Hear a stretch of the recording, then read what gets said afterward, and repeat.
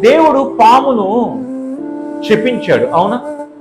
పాము శోధించిన తర్వాత, హవ్వను శోధించిన తర్వాత దేవుడు పామును శపించాడు. ఏమని చెప్పించాడు? నువ్వు పొట్టతో పాకుతూ నువ్వు మన్ను తిని బతుకుతావు అని అన్నాడు, అవునా కాదా? నువ్వు మన్ను తిని బతుకుతావు అని అన్నాడు. మనిషిని దేవుడు దేంతో తయారు చేశాడు?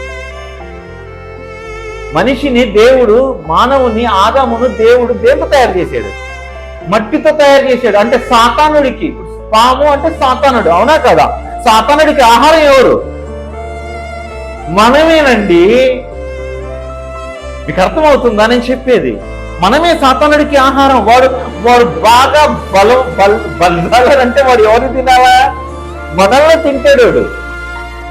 అంటే నువ్వు నీ శరీరమును బలవంతుని చెయ్యాలి అనంటే నువ్వు ఏం చేయాలో తెలుసా? టీవీలో వచ్చే చెత్త చెదారం సీరియల్